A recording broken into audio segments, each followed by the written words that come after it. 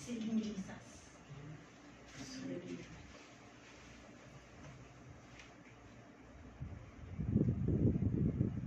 So, pag Christmas, anong nasa ano natin? Gift,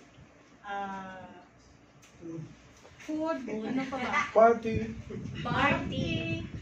Ano pa ba yung mga discount? Discount. O Ganun, daming sale. Mga inaanak. Charge. Naalala ko nung bata po kami, inutusan kami maglagay kami ng megas sa ano, pagising mo ng umaga may laman. Ganun yung ano nila, ganun yung tinuturo nila sa atin. Kasi hindi pa nila alam kung ano talaga yung real meaning ng Christmas. So, puro ganun pagising ng umaga mayroong nakalagay na something doon. 10 piso, 20 peso. Tuwang-tuwa naman kami. So, hanggang na-discover namin, lumaki na kami, ay, nanay lang pala namin yung naglalagay doon kasi si Santa Claus daw dadating at maglalagay. So, nakakaano na yung mga tinuro sa atin, pinasa sa atin. But praise God, sa panahon ngayon, nakilala natin si Kristo. So, andyan po si Kristo na ano natin na siya pala yung season, the reason for the season. So, praise God. At siya din po yung nagbago sa atin, nagpabago sa atin. Yung lifestyle natin noon, binago niya. Kung ano yung in-input sa atin noon ng mga tradisyon, habang lumalakad tayo sa Panginoon, binabago po niya yon according sa salita ng Panginoon. So, yun ang nais niya sa ating buhay. Pero ang tagal-tagal nung tinanggap mo si Jesus Christ, ilang taon ka na? 30 years, 40 years? So, yung tradisyon na yun, nakalagay doon sa katawan mo, sa kaisipan mo, lahat. So, praise God, nakilala natin ang Panginoon. Unti-unti niyang binabago yung ano na yun, mga tradisyon na in-input sa atin. Ang tagal, di ba?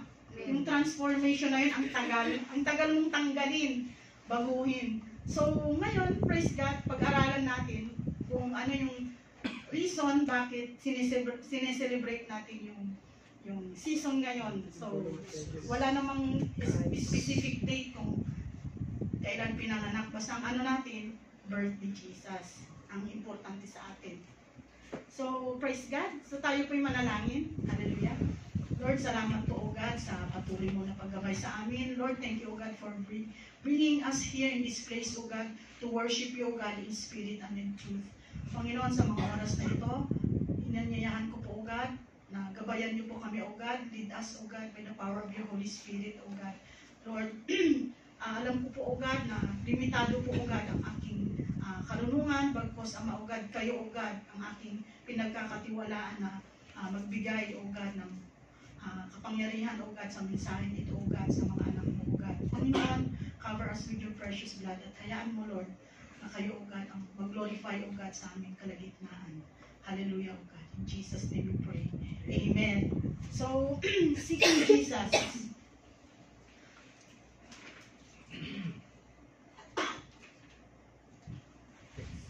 Ito po yung teksto natin. Lucas 2:1-20. Nang panahong iyon, iniutos ni Emperador Augusto na magkaroon ng census sa lahat na nasasakupan ng imperyo ng Roma. Kasi at that time, yung land ng, hindi pa kasi Israel noon, yung lupang yon ay sinasakupan ng Roman Empire. Wala pang Israel, kasi 1948 lang na buo, nagkaroon ang nasyon ang Israel. So, yung lupang yun, sinasakop ng Roman Empire. So, ang mga namumuno noon, mga Romano. So, pero may mga Jew na doon, marami ng mga Jew doon noong time na yun. Ang unang census na ito ay ginawa ng si Cirenio, ang gobernador ng Syria. Kaya umuwi ang bawat isa sa sari-sariling bayan upang magpatala. So, mula sa Nazareth, isang lungsod, sa Galilee, si Jose ay pumunta sa Judea. Galilee to Judea. So, nabasa ko po yung from Galilee to Judea, parang 150 kilometers. Maglalakad lang sila, nakasakay si Mary doon sa camel. So, ang layo, tapos buntis pa siya kasi magtatala siya. tatala niya kung sino yung mga ano doon. So, mga batang isisilang, pumunta sa Judea, ang tagal. So, kung sa Pilipinas pa, from San Miguel, Bulacan daw to Monumento, lalakarin. So, nung time na yon, ano lang yun na, 80 kilometers pa lang yun. So, bali duble. Kasi 150 at least ganun daw yung lalakarin. Ang lalakarin nila puro bato buhangin. Bato buhangin. Ganun yung ano nila. Tapos si Joseph naglalakad lang. Tapos si Mary nakasakay sa kamelyo. Imagine niyo yan, maglalakad. Doon pa naman, puro mga bato. Nakita ko din kasi nakapunta na rin pa ako. Puro bato yung mga ano doon. Sa gilid-gilid, puro bato. Talagang bato yung mga, kahit simento ngayon, bato. Yung mga ano nila, rough na mga, hindi mga ano doon sa mga kalye. Kung hindi bato, buhangin. Ganun po ang mga tinadaanan nila noon. So, mula sa Judea, sa Bethlehem na bayang sinilangan ni Haring David. Sapagkat siya'y mula sa angkan ni David. Amen. Praise God. Kasama niyang umuwi upang magpatala rin si Maria na kanyang magiging asawa na noon ay kabuwanan na. Habang sila'y nasa Bethlehem, sumapit ang oras ang panganganak ni Maria. Isinilang niya ang kanyang panganay na isang lalaki. Binalot niya ng lampin ang sanggol at inihiga sa isang sabsaban sapagkat wala ng lugar para sa kanilang bahay panuluyan. So, maaring na-trigger din siya sa panganganak, no? Kasi ang layo ng nilakad. Tapos wala pang place. Oo, wala pang place na ano na matutuluyan kasi puno na. Yun si Kuya Eli. Ano ba Mabait naman. Pinatuloy ni Kuya. Oo, pinatuloy si Kuya Eli. Our rooms are full. Ang layo. Ang mga pastol at mga anghel doon ay may mga pastol na nasa parang at nagbabantay ng kanilang mga tupa ng gabing iyon. Lumapit at tumayo sa kalagitnaan nila ang isang anghel ng Panginoon at nagliwanag sa kapaligiran nila ang nakakasilaw na kaluwalhatian ng Panginoon. Ganun na lamang ang kanilang pagkatakot. May isang anghel, natakot sila. Pero sabi ng anghel, huwag matakot. Ngunit sinabi sa kanila ng anghel, huwag kayong matakot. Ako'y may dalang magandang balita para sa inyo na magdudulot ng malaking kagalakan sa lahat ng tao. Sinabi dito sa 11, isinilang ngayon sa bayan ni David ang inyong tagapagligtas, ang Kristong Panginoon. Ito ang inyong palatandaan, matatagpuan ninyo ang isang sanggol na nababalot ng lampin at nakahiga sa isang sabsaban. Bigla nilang nakitang kasama ng anghel ang isang malaking hukbo ng mga anghel sa kalangitan. Sila'y nagpupuri sa Diyos at umaawit. So, meron ding mga anghel nakipag-worship sa Panginoon. Papuri sa Diyos sa kaitaasan at sa lupa ay kapayapaan sa mga taong pinalulugtan niya. Nang makaalis na ang mga anghel pabalik sa langit, ang mga pastol ay nag-uusap-usap. Tayo na sa Bethlehem. Sabi niya, tayo na sa Bethlehem. Tingnan natin ang pangyayari ito na ibinalita sa atin ng Panginoon. Nagmamadali sila at kumaroon at natagpuan nila sina Maria at Jose at ang sanggol na nakahiga sa sabsaban. Ang bilis nila, nagmamadali sila. Isinalaysay ng mga pastol ang sinabi ng anghel tungkol sa sanggol. Namangha ang lahat ng nakarinig sa sinabi ng mga pastol. Tinandaan ni Maria ang mga bagay na ito at ito'y kanyang pinagbulay-bulayan. Umalis ang mga pastol na nagpupuri sa Diyos at nagpapahayag ng kanilang kadakilaan dahil sa lahat ng narinig nila at nakita ayon sa sinabi sa kanila ng anghel. So, napakabuti po ng Panginoon. Sila po yung nauna, yung mga shepherd, naunang sumamba sa Diyos na buhay. So, makita po natin, no? Yung mga Jew yun, mga Jew. Kasi yung area na yun, nasasakupan ng mga Romano, yung area na yan. So, yung mga Jew, alam nila na may dadating na Misaya, may dadating na Misaya. Pero nag-aantay din yung mga Romans kasi pero hindi nila alam na dumating na pala. Itong mga Hudyo nakakaalam kasi bakit? Alam nila yung lineage nila, yung genealogy kung sino yung saan galing na lipi, ganito ganyan, inaabangan nila galing sa bayan ng Bethlehem, doon pinanganak. So alam nila, pero hindi nila siguro chinichika doon sa mga Roman, kasi papatayin si kukunin si Jesus. So napaka ano no, ang hari pa naman noon si King Herod. Napanood ko kanina doon, ang bilis ng pumatay ng tao, hindi ka lang sumang-ayon doon sa tutusukin niyang ganun. Tingnan niyo, ng panahon noon, napakadilim. Kaunting lang, patay ka, magsalita ka lang, ganito ang gagawin sa'yo. So, napakahirap ng panahon noon na hindi dumating si Jesucristo.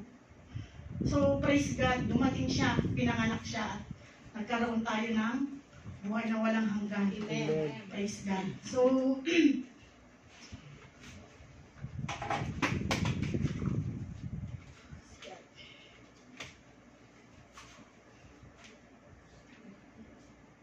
ang objectives po natin, to know the significance of the birth of Jesus. How do you correctly respond to Christmas? Introduction, as we gather to celebrate the birth of Jesus, it's important to reflect on the profound significance of this event. It was not merely the birth of Christ, of a child, but a divine intervention that forever changed the course of human history. So,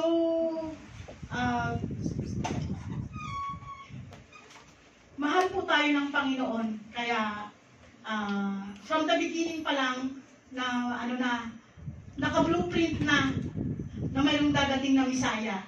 So sa simula pa lang mayroon na, hindi na natin mababago yan. Naka-blueprint. Kahit tayo sa buhay natin, minsan gumagawa tayo ng paraan pero may blueprint ang Panginoon sa atin. Yung future, anong mangyayari. So, God's immeasurable love. So, makita po natin na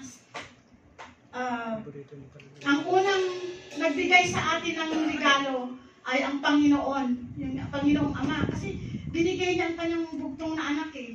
Generous siya, binigay niya. Nauna muna siya nagbigay bago tayo. So, makita po natin na niya. Yung pag-ibig niya, napakalawak, napakataas, napakalalim. Kahit sino ka, mahal ka niya. Amen. So, yun ang natin, yun ang tandaan natin. Anuman yung mga napagdaanan natin, sino man tayo, basta ang niya, mahal kita. Sabi ng Panginoon, mahal kita. Mahal kita. Sabi ng Panginoon. So, immeasurable nga eh. So, that time, kailangan ng physical form para tubusin tayo sa ating mga kasalanan. Kaya niya pinadala si Jesus Christ. Kaya nga nung time na yun, sinabi ni Thomas, sabi niya, My Lord, my God, kasi nagdadoubt pa rin siya kung totoo nga ba na siya yung nagkatawang taong Diyos.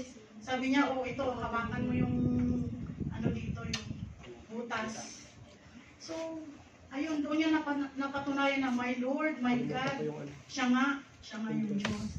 So, kahit sila nga nagdadoubt, yung mga araw-araw niyang kasama, di ba? Nagdadoubt pa rin. But, salamat sa grace ng Panginoon.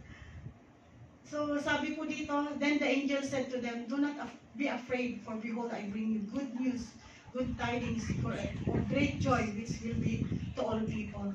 So, yun po ang meaning ng Christmas. Will bring you a good tidings. Sabi niya, good news. Siya yung Panginoon na nabuhay, Panginoon natin na inilibing na buhay at nabuhay na muli at babalik din para sa atin. So, praise God, yun po yung good news na dadalhin niya para sa atin. So, it will be a great joy which will be to all people. So, yun nga, sinabi niya, John 3:16, for God so loved the world, that He gave His only begotten Son, that whosoever believes in Him shall not perish but have everlasting life. So, napaka-precious po yung anak niya, kakaisang anak niya, binigay niya. Ikaw, kung may 5 kang anak, ibibigay mo ba yung kahit isa lang, bigay mo sa iba? Wala anak mo yun eh. Kahit si wala yung anak mo, ibibigay mo dun sa, mo. Ikaw yung kasama. Hindi mo ibibigay, but si God talagang binigay niya ang kanyang bugtong na anak para tayo ay magkaroon ng buhay na walang hanggan. Amen. So, praise God, maging ano tayo sa kanya, yung birth ni Jesus Christ. Namnamin natin bakit siya pumunta dito sa mundo.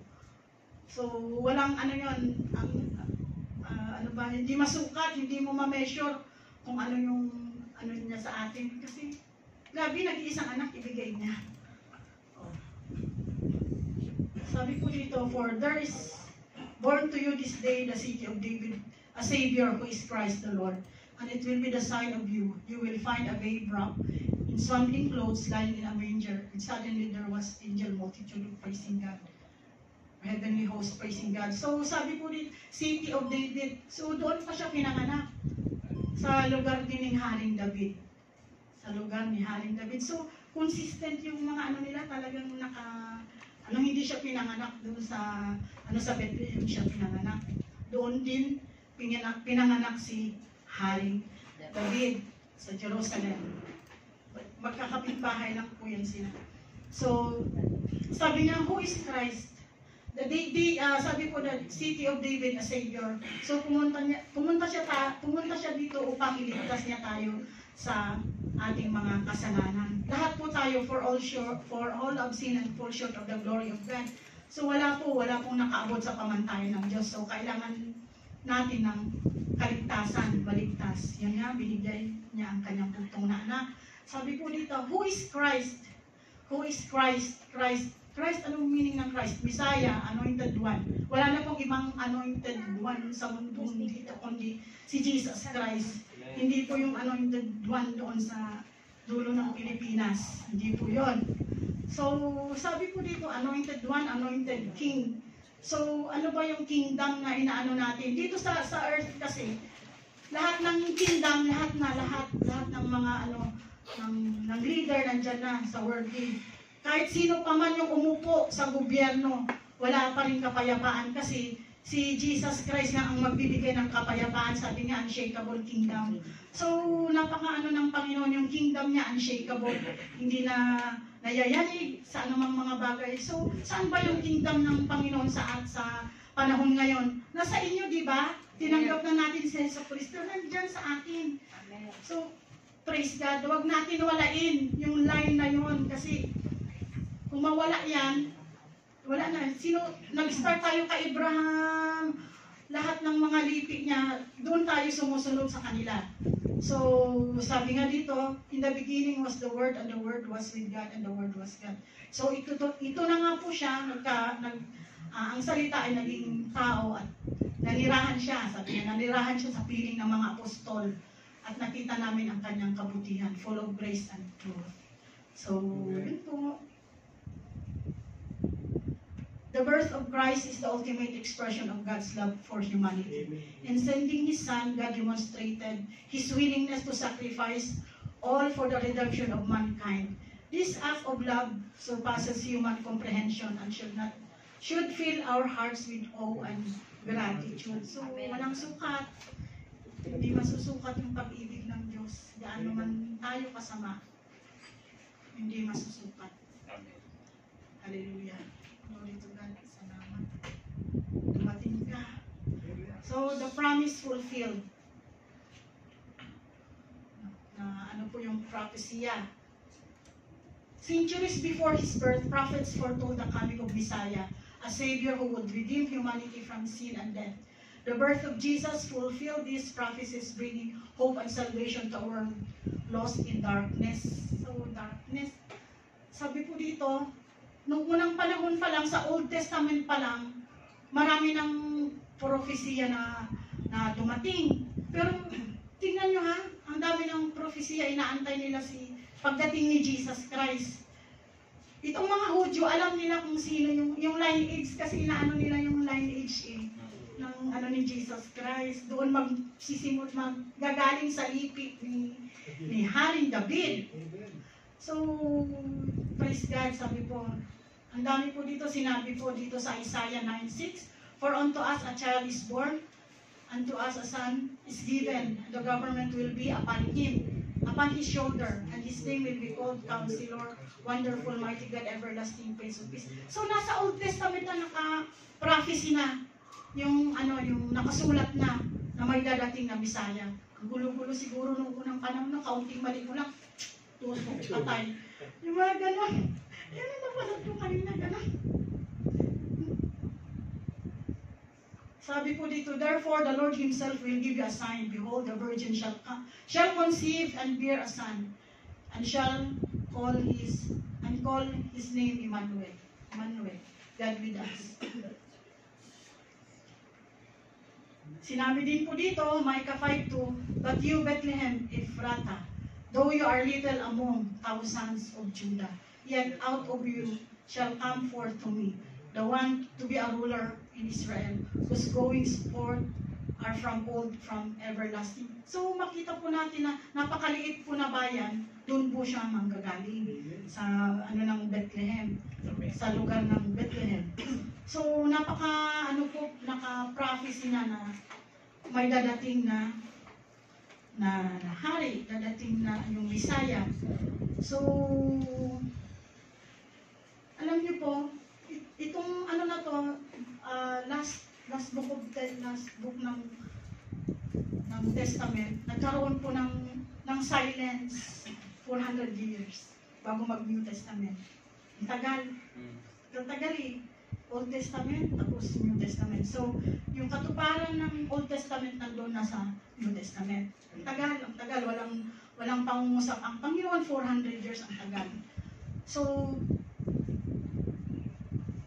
400 years yun, yung tagal-tagal na panahon na walang pangungusap. Praise God. So after 400 years, dumating na si Jesus Christ. Yun na yun yung pinanganak siya sa sabsaban. So ang nakakakilala lang noon na dumating, mga Hudyo, kasi talagang pinag-aralan nila na may dadating na Messiah. Alam nila na may dadating. Alam din nila na yung mga Romans, alam din nila na may dadating. Pero mas nauna pang nakakaalam yung Jew kasi alam nila yung lineage nila eh. Alam nila, kilala nila kung sino yung dadating. Nung time nga ni Herod, hindi niya alam na dumating na si Jesus. Sabi niya, saan nung dumating yung wise men? Sabi niya, saan yung wise, yung king of the Jews? Diba siya pa? So malaki na si Jesus Christ nung time na yun kasi sa bahay na sila nakarating dahil yung travel ng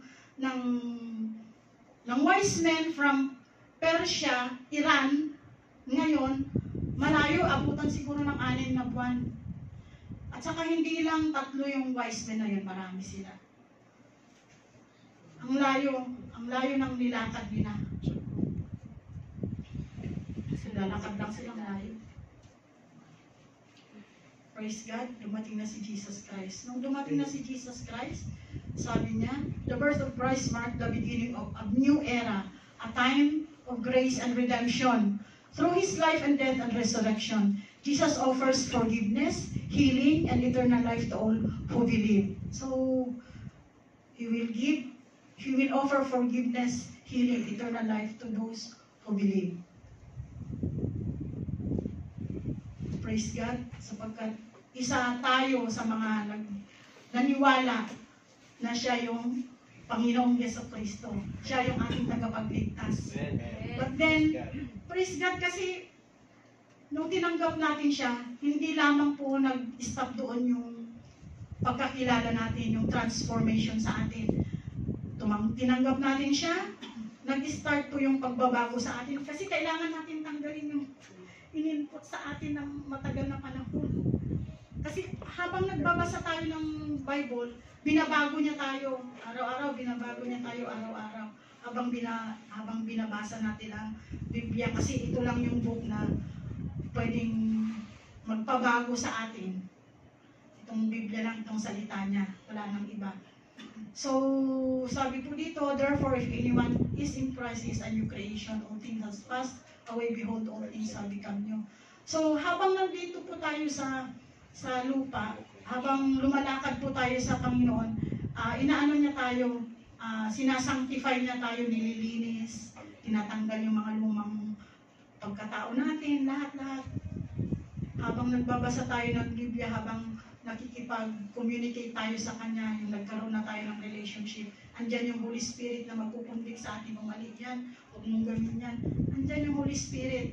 So, unless lang mag-compromise ka, hindi mag-work yung Holy Spirit sa atin. Na nag-grieve din siya kung mag-compromise tayo. So, maging sensitive tayo sa galaw ng Holy Spirit kasi siya yung mag-direct sa atin kung ano yung dapat natin gawin. So, sabi po dito, na-save tayo, then sunod, isa-sanctify niya tayo. Kasi gusto niya, ang sanctification, yung ihihiwalay niya tayo para to be used by the glory of God. Setting apart. To be used for the glory of God. So, dapat wala na, unti-unti na natin iwanan yung makamundong gawain. Punta na tayo sa ng Panginoon. Sa light. So, kasi piniprepare lang naman tayo pag sa second coming. Yun ang niya, yun ang nais ng Panginoon sa atin. Sabi po dito sa Ephesians 4:22-24, iwanan na ninyo ang dating pamumuhay, hubarin na ninyo ang inyong dating pagkatao na nagpapahamak dahil sa masasamang pagnanasa. Magbago na kayo ng diwa at pag-iisip at ang dapat ninyong isuot ang bagong pagkatao na nilikhang kalarawan ng Diyos at nahahayag sa matuwid at banal na pamumuhay ayon sa katotohanan. So, praise God! Napaka ng Panginoon kasi yung unti-unti niya tayong binabago. Araw-araw, unti-unti niya tayong binabago. So, yun po ang nais ng Panginoon sa ating buhay. I-yield natin yung buhay natin sa work ng Holy Spirit at talagang He will transform us. Oh, magulat ka na naman, yung manginginom na yun, nandun na siya sa loob ng church. Pag uwi mo, dati nagdadala ng, ano ba yun, yung sigarilyo, yun pang pasalubong. Ngayon, hindi na sigarilyo ang siguro. Hindi na sigarilyo siguro yung pwede natin ipasalubong sa kanila. So, baguhin na natin yung na yun. Wag na tayong magpagamit bilang instrumento para mapahamak pa sila. Wag na tayong bigyan nyo na lang ng chocolate or something. Mga na something naman. Hug na lang, hug. Hug na lang pala. Basta wag na yung mga ba yun yung sigarilyo, yun. Kasi ang ng OFW sigarilyo yun lagi nilang hinihingi. Sabon. Okay na lang yung sabon. So, praise God, hinahanda din tayo sa second coming. Di ba? Hinahanda din tayo sa second coming. Kasi kung hindi mo alam yung birth ni Jesus Christ, hindi ka makakarating sa glory niya pagdating ng panahon. Pag hindi mo alam yung birth niya, kailangan natin yung birth, pagkapanganak. Namnamin natin kung anong meaning ng pagkapanganak ni Jesus Christ. Or else hindi ka sa second coming. Pero malapit na. Tignan nyo. Signs and wonders nga Look up. Sabi pa nga, the redemption is near. The redemption is near. Look up pa rin. Ano ba yung look up? Heavenlies pa rin. So, napaka related pa rin dun sa wise men. Kasi sa star sila nag-base na star. Heavenlies pa rin, heavenly beauties pa rin sila nag-rely. So, ayun, sabi niya, huwag tayong mag-alala kasi yung mga nangyayari dito sa temporary lang yun. For consider that the suffering of this present time are not worthy to be compared with the glory which shall be revealed to us. So, ito yung pagdating niya. Huwag tayong mag-alala kung ano yung nararanasan natin dito sa lupa. Kasi, temporary lang yan. Paano na lang yung, doon? Paano na lang yung walang Kristo? Napakahirap, di ba? Tayo may Kristo tayo. Medyo hirap pa nga tayo kung hindi tayo lalapit kay Diyos. At least alam na natin kung sino yung lalapitan natin. So, napaka-inam na nagkaroon po tayo ng relasyon sa ating Diyos na buhay. Glory to God. So, a call to follow or a call to worship.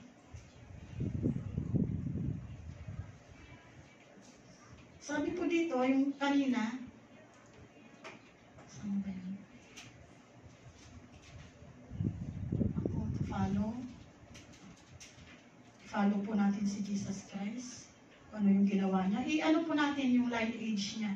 Yung sundin po natin yung si Daddy po dito, ako to follow. Basahin ko ulit doon dito sa ano ha, sa account ni Lucas. Sabi niya dito kasi may anghel na ano sa kanya, ano doon sa mga tupa. Huwag kayong matakot.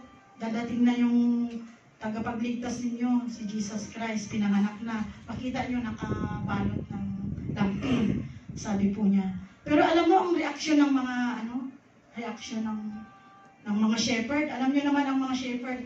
Yung mga shepherd nga daw noong unang panahon hindi pwedeng pumasok sa korte or minsan sa temple kasi ang tingin nila sa mga shepherd, mga mabababa, ganun, mabababa lang yung mga ano nila, tingin nila dyan sa mga shepherd.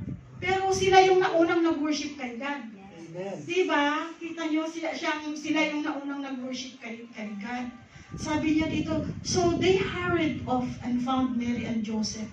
Nung nabalitaan nila na pinanganak na si Jesus Christ, na nandoon sa sabsaban, they hurried off and found Mary and Joseph, and saw the baby lying in a manger.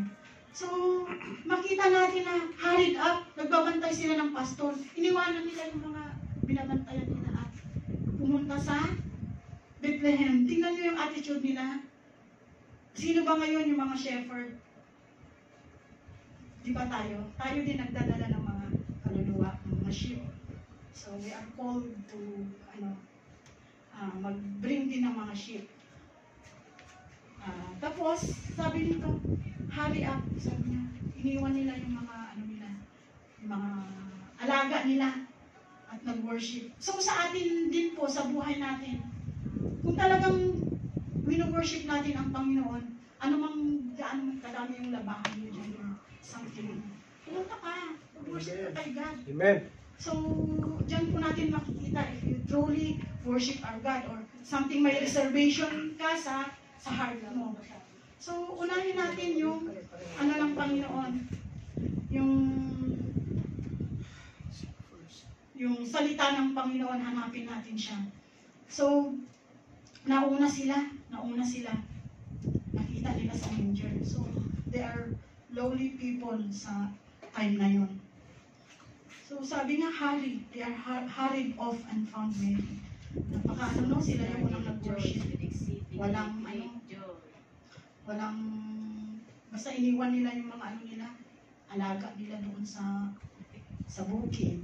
So, inuna nila nag-worship kay God. So, makita natin yung heart nila. So, sino yung nag-announce sa kanila na pupunta doon? Di ba yung angel?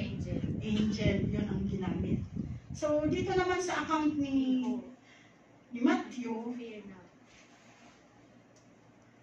visitors from the east, ang layo. Ang layo din. Weeks, months nilang i-travel yun from Persia to Jerusalem, to Bethlehem. Ang layo. Sabi po dito, basahin ko ha. Jesus was born in the town of Bethlehem, in Judea. During the time when Herod was king, si Herod pa ang king doon. Soon afterward, some men who studied the stars came from the east of Jerusalem. Where is the baby born to be king of the Jews? We saw his star when he came up, and the east, and we have come to worship him. When the king Herod heard about this, he was very upset, and so everyone else in Jerusalem. He called together all the chief and priests and the law and asked him, where is the Messiah born? So, tignan po natin na sa time na yun, yung wise men, di ba magay ang tawag sa kanila, so ito matatalino sila kasi may idea din sila kung paano yung sa heavenlies, mga stars, mga ganun, mga signs, din sila, astrology, astronomy, or something ganun. Nag-aral din sila kasi si Daniel kasi nandoon din nung time na yon, doon siya na-exile sa Babylon. So, that time noon, maaring si Daniel din, nagturo din noon, nung unang panahon doon sa, tinuro din niya yung mga prophecy, na ganun, tinuro din niya. Pero maaring hindi na sila nagkita nitong mga, itong wise men na to. Basta narinig na lang nila kung ano yung mga dadating na signs. So, makita po natin na, ito na.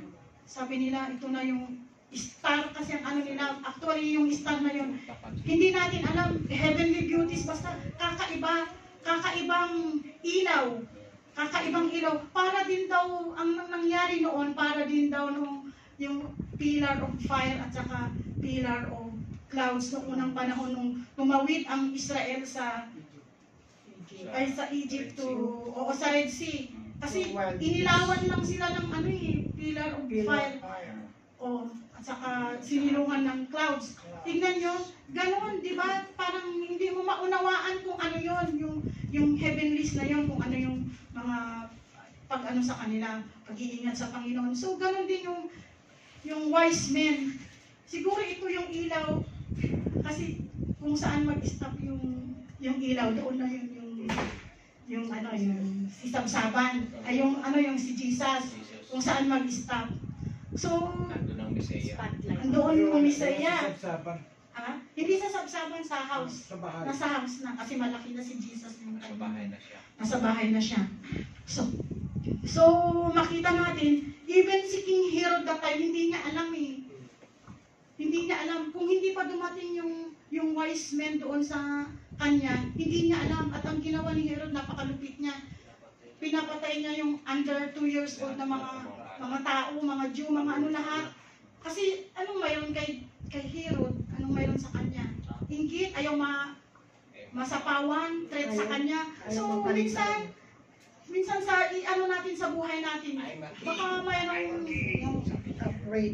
baka may spirit of Herodes din tayo minsan sa heart natin.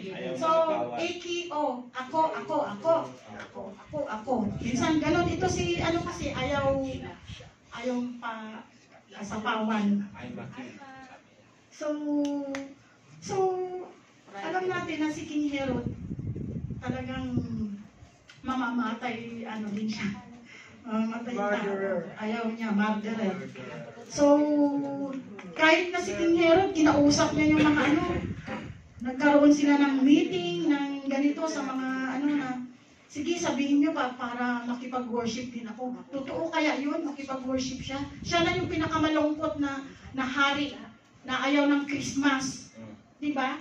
Ayaw ng Christmas kasi dumating si Jesus Christ ipinanganak. Siya na yung pinakamalungkot na hari nung time na yun. So, kasi ayaw niya, ayaw niya kay Jesus. Although, mahal siya ng Panginoon. So, napaka ng pag-ibig ng Diyos. So, ang layo po ng pinanggalingan ng may dala pa silang gift, yung gold, frankincense, at saka myrrh. So, ibig sabihin, medyo may kaya din siguro itong mga na to. Oo, sa community, kasi nagdadala sila ng ganun, tapos ang layo ng nilakaran. So, ang nila doon, pumunta sila para i-worship ang Panginoon. Yun yung ang regalo nila kay Jesus nung pagdating. So, praise God, bilang isang mananampalataya. So, din ba tayo? May spirit or something like yung espiritu ng magay or wise men nandito ba sa atin? So, praise God. So, ang doon, worship Him. Kahit dito nga, giving. Mayroon siyang doon na giving kasi nagdala sila. So, ang pag-ibig ng Diyos ay pagbibigay din. Diba makita mo? Pagbibigay. So, makita natin paano mo ipakita na mahal mo ang isang kung hindi ka makapagbigay.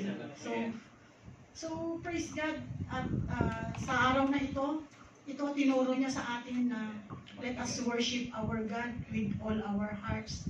Wala tayong iiwan. Wala tayong i-compromise sa life natin. I-all out natin ang pag-worship sa Kanya. Kasi yun ang nais ng Panginoon sa ating buhay. Hindi po tayo dapat magsikreto or something. Kasi if we truly worship our God, aayusin niya yung buhay natin. Ano mang mga bagay na minsan nagko-compromise tayo nagko-compromise. But then, napakabuti ng Panginoon. Lagi niya kinaayos. Pumunta siya dito upang ayusin niya tayo. Upang ayusin din niya tayo. Para tayo ay magkaroon ng magandang buhay, buhay na walang hanggan. At praise God kasi sa pamamagitan niya ay tayo ay nagkaroon ng buhay na walang hanggan. So, nung tinanggap natin si Jesus Christ, doon po ang simula ng eternity life natin. Na ano nyo? Oo, nung tinanggap natin, andito man tayo sa lupa, alam natin na kung tayo'y pumanaw man, alam natin na doon tayo pupunta kay Jesus Christ sa heaven. So, yun po ang napakagandang mensahe ng Panginoon. Tayo po'y magpatuloy sa Kanya na i-worship kasi siya lang yung karapat-dapat na sambahin sa Espiritu at katotohanan. Wala na po tayong dapat i-worship kundi si Jesus Christ. So, namnamin po natin yung Kanyang pagkapanganak, kapanang. Ganon.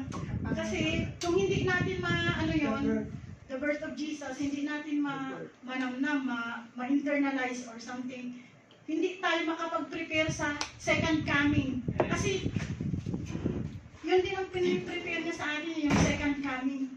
Second coming para ma-prepare. O paano kung compromiser tayo or something?